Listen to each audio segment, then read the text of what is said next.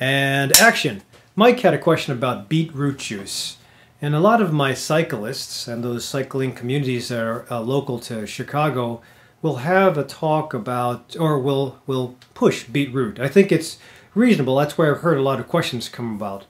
And I think it's a good vegetable to have. It comes in the red family. And you know, when you try to eat vegetables or account for all your vegetables, you really should have a plethora of different colors of vegetables, because the basic protective factor that those colors exude from the vegetable protect them from radiation and from insects. So there is some protection in the phytochemicals found in different colors. So beetroot is good.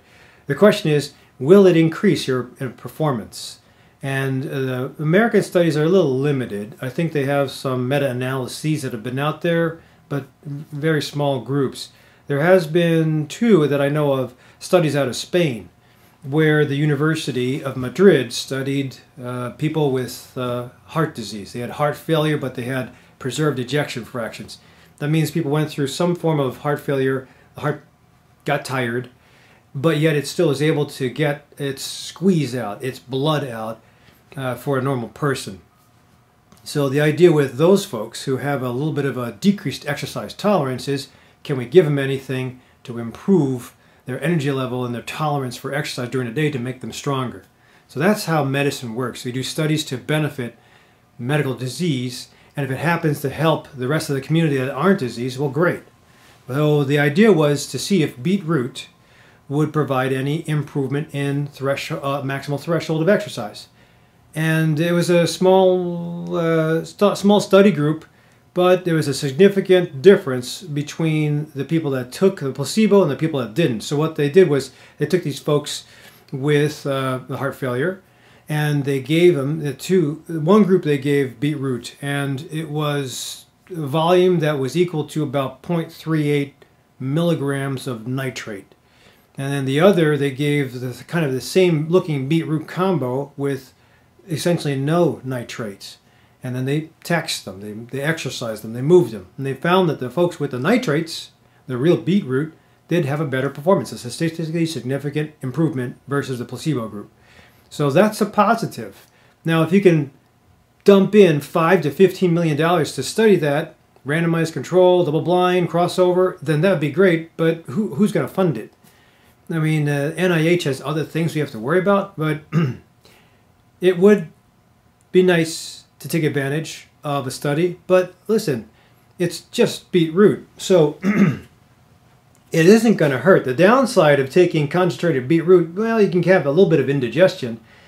I think it's hard to find. When I call up companies that sell beetroot powder, I ask, how many milligrams of nitrate are in one serving of your product? And I could not get any answers. I called 3 different companies. They just said that they had one serving is equal to like 500 milliliters.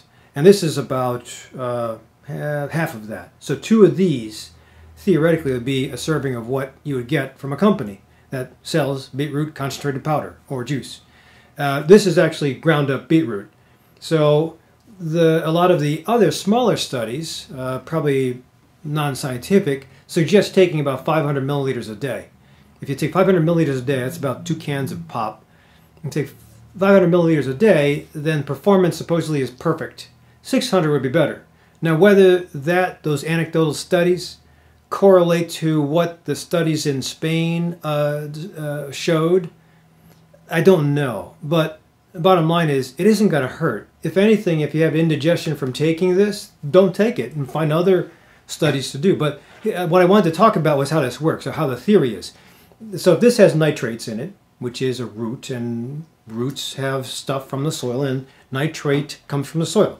If the beetroot has nitrates, and you take in the whole beetroot, and by the way, grinding up yourself is really messy and time-consuming. 3 to 5 of these big beets into like one of these containers takes a lot of time. So I'd say buy it like that, and don't buy it or think about buying it in concentrated form. But again, back to how it works. If you have the root, and the root has a certain amount of nitrates, the nitrates, when they pass through the saliva, get converted to nitrites.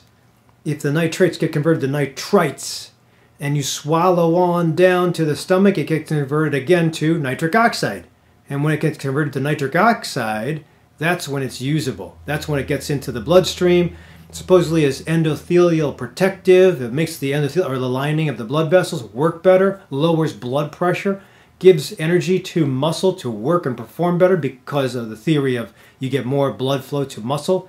And that's where the endurance comes in, whether it's a heart or a skeletal muscle. And that's where the theory is. By the way, if you do take this in nitrate form, the whole root, you're not supposed to take this. This kills off, mouthwash kills off bacterial flora in the mouth. And if you get rid of the bacterial flora in the mouth, assuming you have a healthy mouth, if you wash this all out, then you're not going to have any bacterial flora. You turn nitrates to nitrates. They'll stay as nitrates, and you won't be able to convert in the stomach to nitric oxide. So don't use this before you use your beetroot. So the timing-wise, if I was going to do it, well, the study that was done in Spain, they just evaluated people over the course of about a week to 2 weeks. So they kept on giving it, and then they tested their sample size. I don't remember a time period between giving the juice and then exercising the patient. I just remember that in the end, they tried one shot once a week versus one shot every day. They found that even the one shot once a week helped people with the exercise later on that week. So something happens where the nitrate turns to nitrite, and the nitrite makes nitric oxide more available. So if I was going to do it for health, I can't do that forever. So it just doesn't resonate with me. I don't like the color. But if I was going to use this for the theory, and it tastes pretty decent, I would use it during my max lift. And as all of you know, when I try to work out, I always have a buildup of every 3 months, and I hit maximum lift or some big summit. And I would save it for probably the 2 weeks before my summit, just 2 weeks before my max lift, my max out. And then before all that, I'd work on turmeric, I'd work on good food, refueling properly, refeeding properly, maybe fasting and all that other stuff. So the time period up the mountain, it's up to you. But if I was going to use that on a limited basis, I would just use this every single day, the beginning of the day, for the 2 weeks prior to the max lift. That's how I would do it, and that's how I would suggest you do it. Unless you have a very good affinity for that red color, and then you can take it every day. I mean, it's a great juice. By itself, I don't know, it's kind of bitter. But to me, when Mariano's mixes it with ginger and lemon and a couple other vegetables, I think it tastes great. You can't taste the other, the blend is really nice. You can probably do it in your smoothie too. So the idea when you eat a Mediterranean diet is to have a plethora of different leafy, dark leafy greens, grains, nuts, seeds, all that other stuff to make it a well-balanced diet. So hopefully this helps, Mike. Good question. I wish I could give you more information, but the studies out there are just limited. But again, you don't have to have a $5 million to $50 million study if it's just something you're going to be doing on an every once in a while basis. And I'd say try it out and see what happens. But by all means, don't just rely on that. Stick to a mostly whole food plant-based diet, get some good sleep, taper and build up your exercise routine, and hopefully we'll live till 100.